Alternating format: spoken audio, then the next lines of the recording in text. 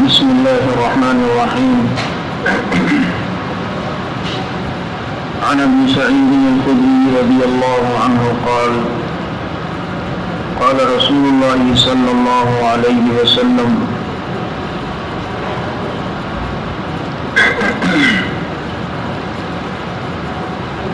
لتتبعن سنن الذين من قبلكم شبرا بشبر وذراعا بذراع حتى لو دخلوا في حجر رب لاتبعتموهم. قلنا يا رسول الله اليهود والنصارى قال فمن؟ او كما قال صلی اللہ علیہ وسلم. حضرت ابو ہریرہ رضی اللہ تعالیٰ عنہ سے روایت ہے کہ آپ صلی اللہ علیہ وسلم نے فرمایا کہ تم ضرور پہلے لوگوں کی روش اختیار کرو گے اور مکمل طور پر ان کا اتباع کرو گے، یہاں تک کہ اگر وہ کسی گروہ کے سوراخ میں داخل ہوئے تو تم بھی ان کی اتباع کرتے ہوئے گروہ کے سوراخ میں داخل ہو گئے. حضرت ابو ہریرہ رضی اللہ تعالی عنہ نے پوچھا یا رسول اللہ صلی اللہ علیہ وسلم اس سے مراد یہود و نصارہ ہیں؟ تو آپ صلی اللہ علیہ وسلم نے فرمایا اور کون؟ یہی مراد ہیں. حضور اکرم صلی اللہ علیہ وسلم کی ان احادیث کا بیان ہو رہا تھا جو قیامت کے متعلق ہیں، اور قیامت کی کچھ نشانیاں وہ میں نے آپ کو پچھلے درس میں بتلائی تھیں. آج بھی کچھ علامات قیامت کی جو ہے وہ بیان کرنی ہے. ان میں سے یہ روایت بھی ہے جو حضرت ابو ہریرہ رضی اللہ عنہ سے روایت ہے کہ آپ صلی اللہ علیہ وسلم نے فرمایا کہ تم ضرور پہلے والوں کی روش اختیار کرو گے، ان کا اتباع کرو گے، ان کے طریقوں پہ چلو گے، اور یہاں تک کہ اگر وہ کسی گوہ کے سوراخ میں جائیں گے تو تم بھی وہاں داخل ہوگے. تو ابو ہریرہ رضی اللہ عنہ کہتے ہیں کہ میں نے اللہ کے نبی سے پوچھا اللہ کے نبی اس سے مراد یہود و نصارہ ہیں کہ جن کا اتباع کیا جائے گا؟ تو فرمایا اور کون؟ یہی مراد ہے. سب سے پہلی بات تو یہ ذہن میں رکھیے گا کہ آپ صلی اللہ علیہ وسلم نے اگر کبھی صحابہ کرام کو مخاطب کرتے ہوئے خطاب کرتے ہوئے یہ فرمایا کہ تم یوں کرو گے تو میرے دلوں میں دنیا کی محبت آ جائے گی، تم یوں کرو گے، تو اس سے مراد صحابہ نہیں ہوتے، کیونکہ اس طرح کی حدیثیں سن کے نا شیعہ بڑے خوش ہوتے ہیں. جہاں پر صحابہ کے متعلق کہیں ایسی بات ان کو معمولی سی بھی نظر آ رہی ہو حالانکہ وہ ہوتی نہیں، تو یہ اتنا خوش ہوتے ہیں جیسے ان کی لاٹری کھل گئی، اتنا بول گئے. اور یہی چیزیں جو ہے وہ مرزا محمد علی انجینئر کی قسمت میں آئی ہیں، وہ بھی یہی حرکتیں کرتا ہے. تو یہ عرب کا ایک محاورہ ہے. جیسے آج بھی یہ کہا جاتا ہے دیکھنا ایک دن فتح ہماری ہوگی، دیکھنا اب پتہ نہیں ہم ہوں یا نہ ہوں بیت المقدس کی آزادی کے وقت، لیکن ہماری سے مراد یہ کہ آنے والے جو مسلمان ہوں گے ظاہر بات ہے وہ بھی ہماری طرح کلمہ پڑھنے والے ہوں گے، وہ بھی ہماری طرح نمازیں پڑھنے والے ہوں گے. تو یہ مراد ہوتی ہے، عام عرف میں بھی یہ باتیں ہوتی ہیں. تو اس سے مراد حضرات صحابہ کرام نہیں ہوتے، ورنہ اللہ کے نبی کی جو باقی روایات ہیں جن میں آپ نے فرمایا تم ضرور دجال سے مقابلہ کرو گے، تم ضرور جو ہے وہ یہاں پر آزمائے جاؤ گے، تمہارا مقابلہ جو ہے وہ وہاں پر یوں ہوگا، تم نماز پڑھ رہے ہوگے تو حضرت عیسیٰ جو ہے وہ تو کیا آپ صلی اللہ علیہ وسلم جو یہاں تم کر کے صحابہ کرام کو اگر کسی حدیث میں خطاب فرما رہے ہیں تو وہاں مراد صحابہ نہیں ہے، وہاں مراد آنے والے مسلمان ہیں. لیکن عام عرب کے اندر عرف کے اندر اس طرح کے محاورتاً بات استعمال ہوتی تھی تو اس لیے اس کو استعمال کیا. جیسے قرآن کریم نے یہود کا اہل کتاب کا رد کرتے ہوئے کہا کہ یہ ایسے بدبخت ہیں، یہ نبیوں کو قتل کرتے تھے اور وَيَقْتُلُونَ النَّبِيِّينَ، نبیوں کو انہوں نے قتل کیا. اور یوں لوگوں کے، حالانکہ اس زمانے کے جو یہودی تھے انہوں نے تھوڑی قتل کیا تھا، ان کے باپ داداؤں نے قتل کیا تھا، چونکہ وہ ان کی اولاد میں سے ہیں تو ان کو کہہ کر مراد وہ ہے.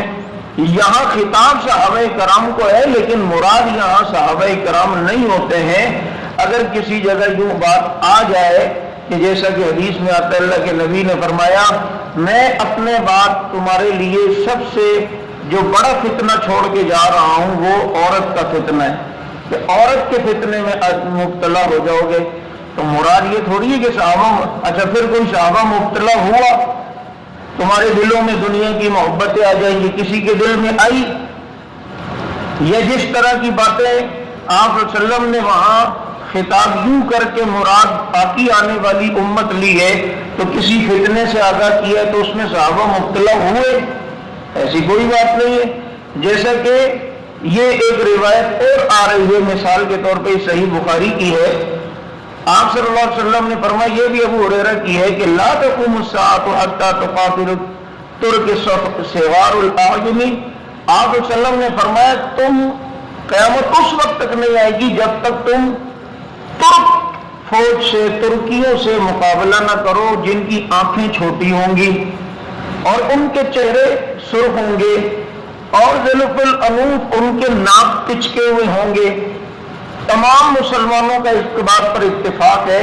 اچھا پھر آگے اس حدیث کا ایک ٹکڑا یہ ہے کہ وہ کیسے ہوں گے، تقاتلوا قوما اراض الوجوہ، اور ایک جگہ حتی تقاتلوا قوما نعالهم الشار، نعالهم شار، کہ ایسی قوم سے لڑائی کرو گے جن کے جوتے بالوں کے ہوں گے، پچکی ہوئی ناک والے ہوں گے، نسلاً ترکی ہوں گے اور یہ ہوں گے اور وہ۔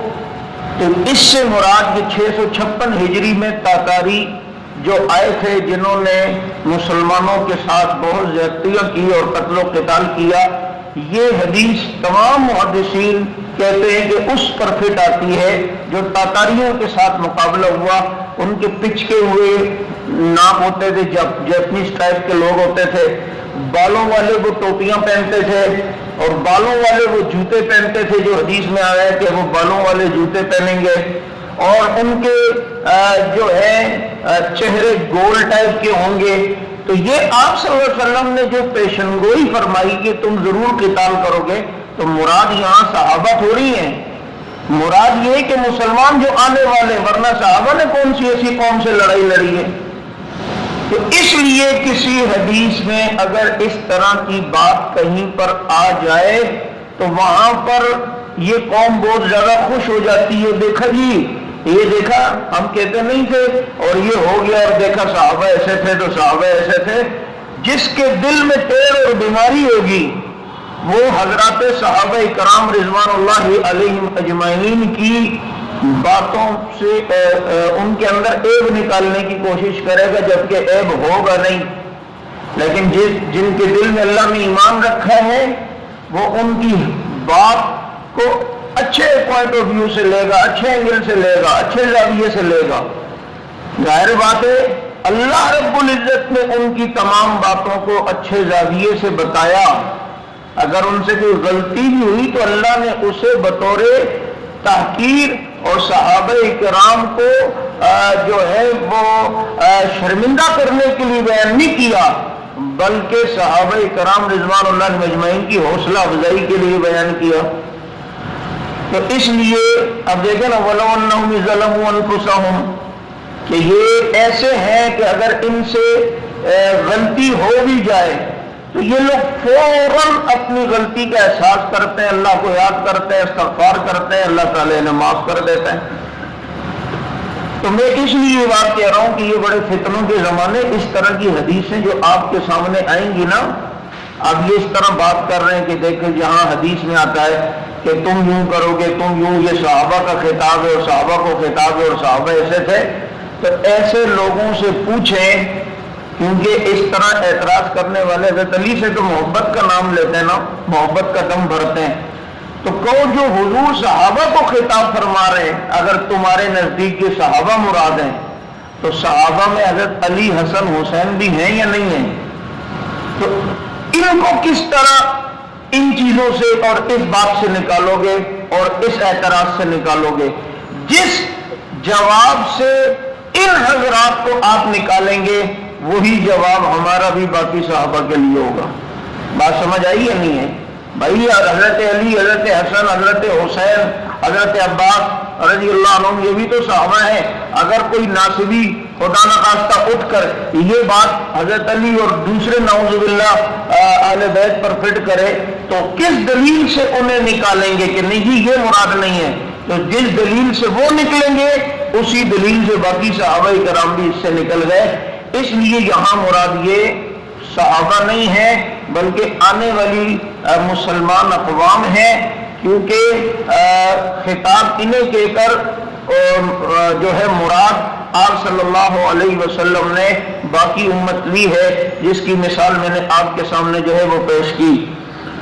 اب چونکہ قیامت کی نشانیوں میں سے جو بہت سی علامات جو میں نے آپ کے سامنے بیان کی کہ جو ہو چکی ہیں، اور ان میں سے کچھ ایسی ہیں جو ماضی قریب میں ہو گئیں، بعض ایسی ہیں کہ جو ہو گئیں اور ہمیں نظر آ رہی ہیں، اس زمانے میں نظر آ رہی ہیں، بعض وہ ہیں کہ جو آگے ہونے والی ہیں اور اس پر بھی ہمارا ایمان ہے ہوگا، کیونکہ آپ صلی اللہ علیہ وسلم نے جو جو علامتیں بتلائیں وہ ساری کی ساری بعینی ہی اسی طریقے سے جو ہے وہ پوری ہو رہی ہیں. لیکن دلچسپ موضوع آپ کے سامنے آگے جو آئیں گے وہ دجال کے متعلق ہوگا اور اس کی تیاری کس طریقے سے موجودہ زمانے میں کی جا رہی ہے. تو چنانچہ اس عنوان پر بھی انشاءاللہ آپ کے سامنے درس آئیں گے. لیکن آپ صلی اللہ علیہ وسلم نے قیامت کی نشانیوں میں سے ایک علامت یہ بتلائی کہ دین پر چلنا ایسا ہوگا جیسے انگاروں پہ چلنے کے مترادف ہوگا. حق پر چلنا اتنا مشکل ہوگا. آج دیکھ لیں جو حق بات کہتا ہے اس کے ساتھ کیا کیا معاملات ہوتے ہیں، کتنی سختیاں آتی ہیں. ایک تو مجموعی طور پر یہ علماء ہیں جو اہل حق کے جو سچ بولتے ہیں تو پھر ان کے اوپر آزمائشیں، ہتکڑیاں، تکلیفیں، بیڑیاں، لاپتہ ہونا اور ان کو شہید کرنا، یہ ساری آزمائشیں. اور ایک آپ اپنے خاندان میں بھی اگر دیکھیں، اگر کوئی حق کہنے والا ہوگا تو اس کے پیچھے کتنے لوگ مخالف ہوں گے. شادی بیاہ میں منع کریں نہ کہ یہ چیزیں رسمیں نہ کریں، بعض تو ہمت ہی نہیں کرتے، کہتے ہیں یار مجھے پتا ہے میرے خاندان والے نہیں مانیں گے، میرے اپنے گھر والے میرے مخالف ہوں گے. یہ موت مرگ کی جو رسمیں ہیں اس کو ختم کرے نا. لیکن اگلا کہتا ہے یار مجھے پتا ہے یہ میرے لیے بہت مصیبت بنا لیں گے، بڑا مسئلہ ہے، میرے یہ خاندان والے ناراض ہو جائیں گے. تو یہی تو کمال ہے کہ دین پر چلنا انگاروں پہ چلنے کے مترادف ہو، پھر بھی آدمی دین پر چلے اور یہ کہہ کر کہ توحید تو یہ ہے، خدا حشر میں کہہ دے یہ بندہ دو عالم سے خفا میرے لیے. تو ظاہر بات ہے دین پر چلنا اتنا مشکل ہوگا کہ جتنا جو ہے کیا کہتے ہیں انگاروں پہ چلنے کے مترادف ہے. اچھا جی، دنیاوی اعتبار سے عزت والا وہ کہلایا جائے گا، نصیب والا وہ کہلایا جائے گا. حدیث میں ہے کہ جو خود بھی کمینہ ہوگا اور اس کا باپ بھی کمینہ ہوگا. لیکن لوگ کہیں گے سائیں اچھی ہے، سائیں چھال آئے ہو، خوش آئے ہو، ماشاءاللہ تمہارے پہ بھی زبردست مانوں گا، تو بھی زبردست مانوں گا. آج دیکھ لو اس طرح کے بہت سارے لوگ ہیں، باپ کو دیکھو وہ کھا کے گیا ہے، بیٹے کو دیکھو وہ کھا کے جا رہے ہیں. باپ کا حال بھی دیکھو اولاد، لیکن دنیا عزت کر رہی ہے. اور یہ قیامت کی نشانیوں میں سے ایک نشانی ہے. اسی لیے بتلانا مقصد ہے کہ ان نشانیوں کو بار بار بیان کرنے سے ہمارا ایک تو عقیدہ پختہ ہو، اور دوسرا ہم دوسری اقوام کو یہ بتا سکتے ہیں کہ دیکھو ہمارا نبی کتنا سچا، جو کہتا ہے اللہ تعالیٰ اسے پورا کر کے دکھاتا ہے. اور آگے بھی جو نشانیاں ہم نے جو نہیں دیکھی، جب یہ والی ساری دیکھ چکے ہیں تو وہ بھی ہو کر رہیں گی اور وہ بھی سامنے جو ہیں وہ نظر آئیں گی. اسی طریقے سے اگلی علامت بتلائی کہ قبیلوں اور قوموں کے لیڈر منافق، رذیل اور فاسق لوگ ہوں گے. قوموں کی جماعتوں کے لیڈر فاسق، گناہگار، زانی، شرابی، ایک نمبر کے جو ہے وہ کرپٹ، ایک نمبر کے جو ہے وہ گناہگار، ہر گناہ ان میں، لیکن لوگوں کے لیڈر ہوں گے، قوموں کے لیڈر ہوں گے. میں زیادہ تبصرے نہیں کرتا ہوں، اب ہم سب سمجھدار قوم ہیں، ہر ایک جو ہے وہ دیکھ سکتا ہے کہ کس نے اپنا لیڈر کس کس کو بنایا ہوا ہے، اور اگر وہ ایسے فاسق و فاجر اور رذیل قسم کے لوگوں کو کوئی لیڈر مانتا ہے تو اسے توبہ کرنی چاہیے اور احتیاط جو ہے وہ کرنی چاہیے۔ اچھا جی، اگلی علامت بتلائی آپ صلی اللہ علیہ وسلم نے کہ بازاروں کے رئیس فاجر لوگ ہوں گے، گناہگار لوگ، فاجر و فاسق یہ بازاروں کے بڑے ہوں گے۔ آج بازاروں میں کمیٹیاں بنی ہوئی ہیں اور ان میں بعض دفعہ بڑے ایسے ہوتے ہیں کہ جن کا اگر بیک گراؤنڈ آپ دیکھیں اور جن کو آپ اگر کردار دیکھیں تو فسق و فجور میں مبتلا اور گناہوں کی دلدل میں پھنسے ہوئے، اور وہ ماشاءاللہ تاجروں کے رہنما اور لیڈر بنے ہوتے ہیں۔ اور اس طرح کے علامات جو ہیں وہ آپ صلی اللہ علیہ وسلم نے پہلے بتلائی۔ ایک علامت اور بتلائی آپ صلی اللہ علیہ وسلم نے کہ پولیس کی کثرت ہو جائے گی، جن کی پشت پناہی پر گناہ ہوں گے۔ تو یہ بھی تبصرہ کرنے کی ضرورت تو نہیں ہے، پولیس کی کثرت دیکھیں کتنی ہے، اور ہر سال ایک نئی فورس بنتی ہے۔ اب یہ اس لیے ہے، یہ اس لیے ہے، یہ اس لیے ہے۔ اب جناب اور پھر ان کی پشت پناہی پر جس طریقے کے معاملات ہو رہے ہیں تو آپ دیکھ لیں کہ کتنا ہو رہا ہے۔ ابھی یہ کرونا کے آرمی دیکھ لو حضرات کی کتنی کمائی ہوئی ہے۔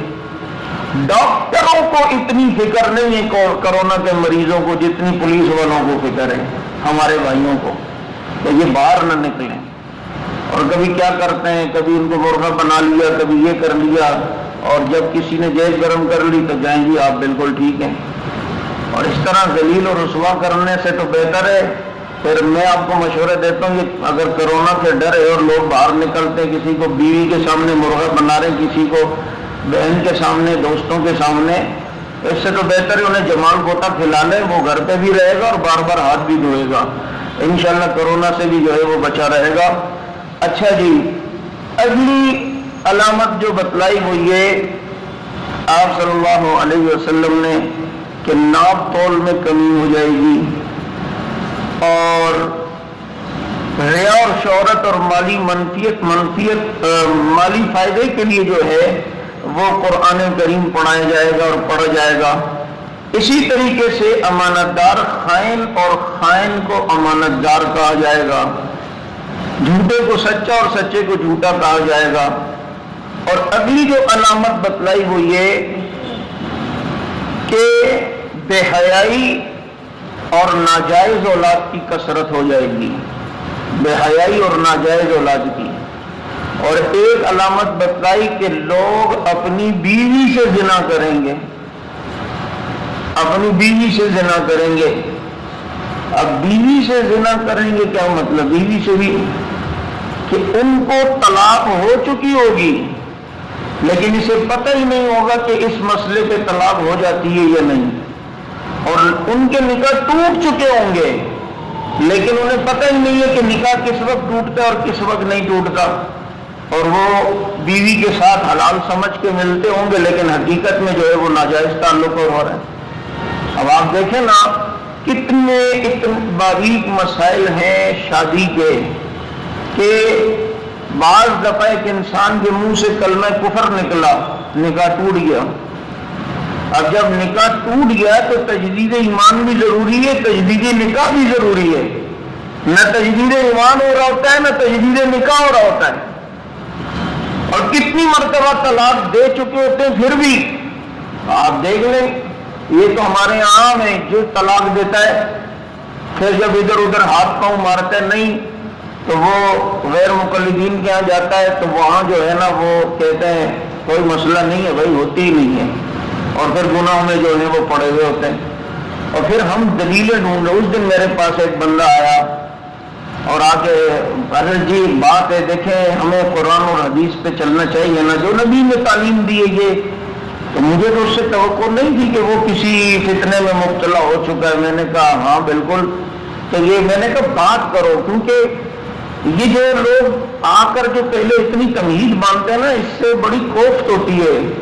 بھائی جو بات ہے مدعا وہ بتاؤ، ہمیں تمہید بتا کر نہیں۔ اتنی لمبی تو بعض دفعہ طلاق والے جو آتے ہیں نا وہ زیادہ لمبی تمہید مانتے ہیں. ہم یوں تھے یونیورسٹی میں پڑھتے تھے, پھر ہمارے پیار ہو گیا, پھر محبت ہوئی, پھر بڑی مشکل سے رشتہ ہوا, رشتے کے بعد پھر ماشاءاللہ ہماری شادی ہو گئی, پھر اس کے بعد جو ہے نا ہم نے گھر بنایا اور بسایا, پھر بچے ہو گئے, یہ ہو گئے حضرت جی, پھر اس کے بعد جو ہے نا کل رات بس غصے میں نے 3 فائر مار دیے, طلاق دے دی. تو یہ پہلے بول دیتے. اتنے لمبا یو ٹرن لینے کا مقصد یہ کہ مولوی کے دل میں رحم آ جائے کہ ان کے بڑے پیار تھا, بڑی محبت تھی, اب یہ بیچ سے کوئی راستہ نکالے, تو ایسا کوئی راستہ بھی نہیں ہوتا آگے. تو اب وہ قرآن سے اور حدیث سے دیکھے ہمیں چلنا چاہیے, اور یہ اور وہ. میں کہا ہاں بالکل. تو کہا دیکھیں نا اب یہ 3 طلاق کا مسئلہ ہے, اب یہ تو نہیں ہے نا, اب دیکھیں نا یہ. میں نے کہا اچھا اندر سے مسئلہ یہ ہے. بعد میں پتہ چلا کہ 2 سال پہلے بیگم کو 3 طلاقیں دے چکا ہے, اور اس کے بعد اب کسی دوسرے آدمی کے ہاتھ چڑھا ہے, اور وہ جو ہے وہ بغیر ٹوپی والا جو ہے اسے خوب ٹوپیاں پہنا رہا ہے, اور خوب جو ہے نا اسے مسائل بتا رہا ہے کہ طلاق نہیں ہوتی. اب اس کی نیت خراب ہو رہی ہے کہ 2 سال پرانی والی طلاق یافتہ بیگم کو جو ہے نا وہ میں اپنے یہاں لے کر آؤں. تو کثرت سے جو ہے وہ زنا بھی ہوں گے, اور لوگ اپنی بیویوں سے زنا کریں گے. تو بعض دفعہ کلمہ کفر بھی منہ سے نکل جاتا ہے اور آدمی کو پتہ نہیں ہوتا. اور ایسے بہت سارے الفاظ ہیں کہ جس کی وجہ سے انسان کافر ہو جاتا ہے, اسے اپنے کلمہ بھی دوبارہ پڑھنا پڑتا ہے اور نکاح بھی دوبارہ پڑھوانا پڑتا ہے, لیکن وہ ان مسائل کو بعض دفعہ نہیں جانتا, اور وہ گناہوں کے اندر جو ہے وہ پڑا ہوتا ہے. اب جو ہے اگلی علامت آپ صلی اللہ علیہ وسلم نے جو کیا کہتے ہیں قیامت کی علامتوں میں سے بتلائی, ان میں یہ کہ عورتیں کاسیات عاریات, کپڑے پہنے ہوئے ننگی عورتیں ہوں گی, اور لوگوں کو اپنی طرف مائل کریں گی. کپڑے پہنے ہوئے ننگی عورتیں ہوں گی, لوگوں کو اپنی طرف جو ہے وہ مائل کریں گی, اور مٹک مٹک کے لچک لچک کے چلا کریں گی تاکہ لوگ اس کی طرف متوجہ ہوں. اور فرمایا کہ ایسی عورتیں جنت میں داخل نہیں ہوں گی, جنت کی خوشبو بھی نہیں سونگیں گی.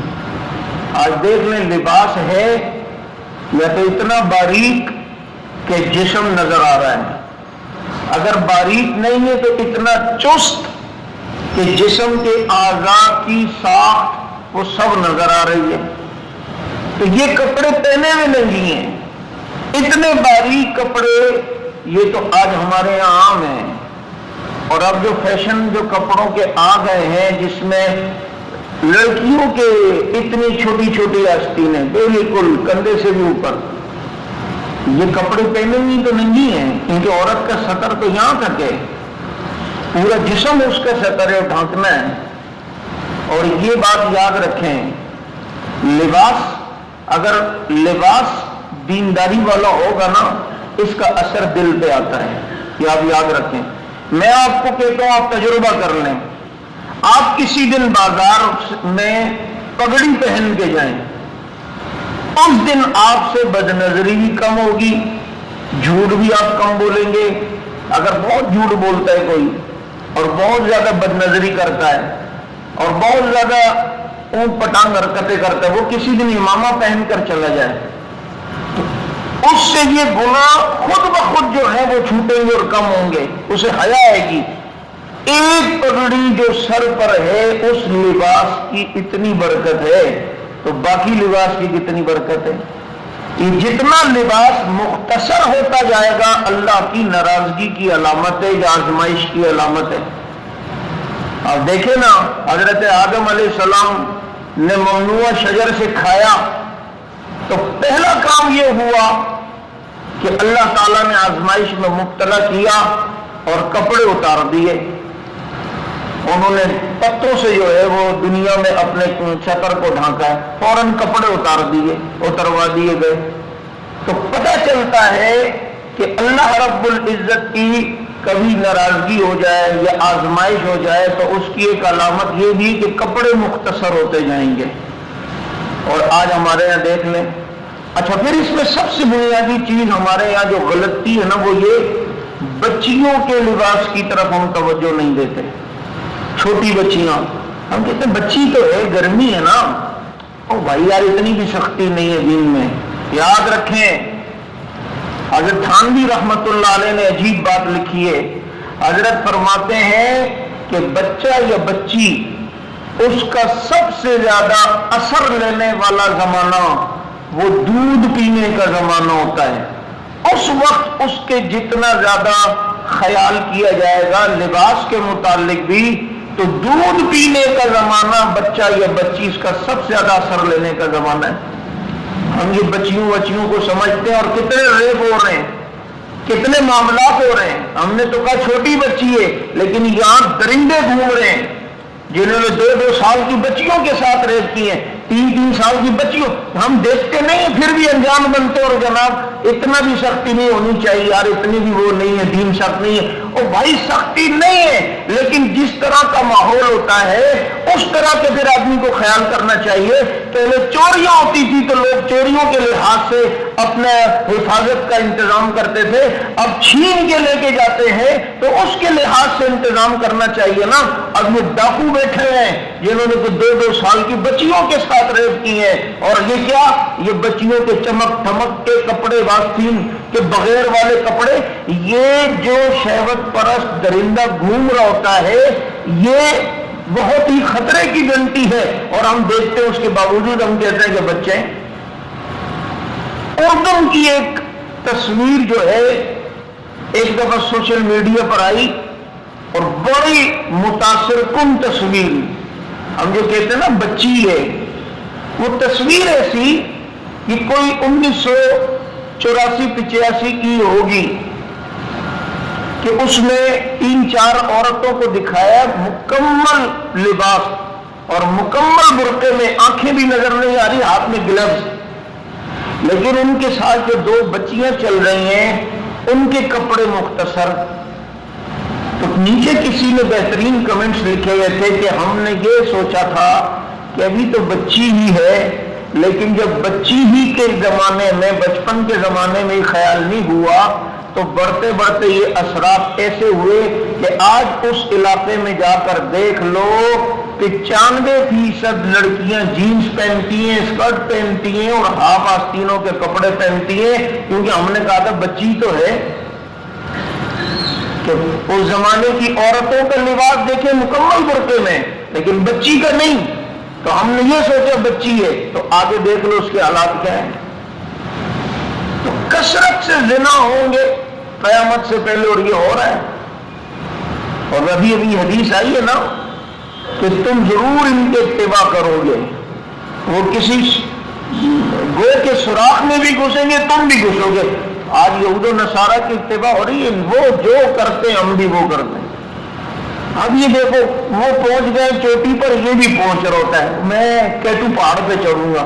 اب یہ مسجد کے مینار پہ چڑھ جا، کوئی مسئلہ نہیں. یہ کوئی کارنامہ ہے؟ کام جو کرنے کے وہ کرو. وہ جی ادھر گئے تو ہم بھی وہاں جائیں گے، وہ ادھر گئے تو ہم بھی وہاں جائیں گے. اور پھر جس طرح کے لباس، ہیئر اسٹائل وہ اپنا رہے ہیں، ہمارے بھی یہاں مسلمان وہ کر رہے ہیں. جس طرح کی حرکتیں وہ کر رہے ہیں ہمارے مسلمان بھی اسی طرح کی کر رہے ہیں. بلکہ یہ جو ہے نا شاہ سے زیادہ شاہ کے وفادار ہیں. یہ کو 2 ہاتھ آگے ہی بڑھ جاتے ہیں. انہوں نے کبھی بھی یہ شاید آپ نے نہیں سنا ہوگا یورپ میں کبھی ایسا ہوا. ہماری یہاں کی تو جسم میرا جسم میری مرضی والی آنٹیوں نے، آپ نے دیکھا پنجاب کی یونیورسٹی میں مختلف پیڈ جو مینسس کے زمانے میں عورتیں پہنتی ہیں وہ دیواروں پہ چسپاں کیے ہوئے اور پیچھے لال کلر کے نشان لگائے ہوئے. اور کیا ہے کہ ہم دنیا میں یہ چیز شعور پیدا کرنا چاہ رہے عورتوں میں. یہ کوئی شرمانے کی بات نہیں ہے، یہ نشان سے یہ فطری چیز ہے. جب ہے تو ہمیں شرمانے کی کیا ضرورت ہے؟ عورتیں ایسی چھپا چھپا کے گھومتی ہیں ان زمانے کو، تو ہم ان میں شعور پیدا. یہ کبھی یورپ نے کیا؟ فطری چیز ہے تو پیشاب کرنا بھی تو فطری چیز ہے، وہ بھی تھوڑا سا لے کر بوتل میں اپنے اوپر ڈال لو، کوئی اس میں ہمیں پریشان ہونے کی کیا ضرورت ہے؟ پخانا بھی تو فطری چیز ہے، وہ بھی لے کے کسی دن جناب پیچھے لگا لو کپڑوں پہ، اور کوئی اس میں پریشان ہونے کی تو ضرورت نہیں، یہ فطری چیز ہے۔ وہ جیسے کریں گے تم بھی ایسے کرو گے۔ ان کے یہاں گرل فرینڈ اور بوائے فرینڈ کا ایک کلچر ہے، اور ہمارے یہاں بھی۔ اور پھر دیکھو یہ ہے وہ آدمی جو کافر ہو جاتا ہے اور اسے پتہ نہیں چلتا، اور اسے گناہ بھی نہیں سمجھتا، آگے سے کہتا ہے حضرت محبت میں تو سب کچھ جائز ہے نا۔ اس طرح کے جائز ہونا اگر آج جو کہ کہتا ہے اس کی ماں بہن بیٹی اور بیوی کے ساتھ کوئی کرے، یہ اجازت دے گا؟ اور گرل فرینڈ اور بوائے فرینڈ کا تصور، اور یہاں یہ بھی لگا ہوا ہے، اور یہی تو اثر لیا ملالہ نے، جو پرسوں آپ نے اس کا بیان دیکھا ہوگا، کہتی ہے شادی کی کیا ضرورت ہے، زندگی کا ایک پارٹنر ہو وہ کافی ہے نا۔ زندگی کا پھر ایک پارٹنر نہیں ہوتا بچی، پھر اس کے پھر بہت سارے پارٹنر ہوتے ہیں، یاد رکھو۔ جس کا شوہر نہیں وہ پھر کئی پارٹنر رکھتی ہے۔ غیرت مند ایک ہی پارٹنر پر، اور وہ پارٹنر اس کا سب سے بہترین اس کا شوہر ہے، اس سے بہتر پارٹنر کوئی نہیں۔ کیونکہ آپ جسے اپنا پارٹنر سمجھ کے بوائے فرینڈ رکھ رہے ہیں، وہ اپنا مقصد پورا کر کے یوں پھینک کے جاتا ہے جیسے ٹیشو پیپر کی طرح استعمال کیا اور پھینک دیا۔ لیکن آپ صلی اللہ علیہ وسلم کی پاکیزہ شریعت نے کس طریقے سے مسلمان کو شوہر اور بیوی کا کانسیپٹ دیا اور تصور دیا ہے۔ لیکن آج یہ ملالہ یوسف یہ دیکھ لے، یہ کس طریقے سے یہاں سے پروان چڑھایا گیا اسے، اور پھر مجاہدین طبقے کے خلاف کہ جی بچیوں کو بھی مارتے ہیں، اور دیکھو تعلیم کے دشمن ہیں یہ، بعد میں سب کو پتہ چل گیا حملہ کس نے کیا، کیا ڈرامے بازی تھی، اس کو لے جانا مقصد تھا، اور وہاں پر کیا پھر اس سے کام لیے۔ آج نبی علیہ الصلوۃ والسلام کے گستاخ سلمان رشدی کے ساتھ اس کی تصویریں، تسلیم نسرین کے ساتھ اس کی تصویریں، اور دیگر جو ہیں وہ کئی گستاخ جو یہاں سے گئے ہیں ان کے ساتھ ان کی تصویریں ہیں۔ تو یہ سب تو یہ ہمارے اس ٹائم کے لوگ نا، یہ جو مولوی بیزار اور لبرل طبقہ، یہ سارا قصور مولوی اور دیندار طبقے پہ ڈال کر وہاں حمایتیں کرتا، اور یہاں اگر کوئی کہے کہ بابا سمجھو کوئی سازش نہ ہو، اس کے سمجھنے کے لیے اس میں کوئی بھی تیار نہیں ہوتا۔ اور آج وہ یہ کہتی ہے کہ پارٹنر کی بس پارٹنر ہو جائے یہی کافی ہے، شوہر رکھنے کی کیا ضرورت ہے۔ جب وہاں کی ہوائیں لگی اور وہاں پھر اس طرح کا پارٹنر کا پریکٹیکل ہوا، تو پھر اس کو کس طریقے سے پھر شوہر کا کانسیپٹ سمجھ میں آئے گا۔ یہ بے غیرتی اور بے حیائی اس کا اسلام سے کوئی بھی دور دور کا تعلق بھی نہیں ہے۔ اس لیے یہ قیامت کی علامات جتنی بھی ہیں تقریباً ساری کی ساری پوری ہو گئی ہیں، جو ہمیں جو ہے وہ نظر آ رہی ہیں۔ اللہ رب العزت ہمارے ایمان کی حفاظت فرمائے، اور آزمائشوں سے اور امتحانات سے اللہ تعالی ہمیں محفوظ فرمائے۔ آگے انشاءاللہ العزیز اور علامات بھی اس طرح کی آئیں گی۔ اللہ تعالی سمجھ عمل کی توفیق عطا فرمائے۔ سبحانک اللہم و بحمدک۔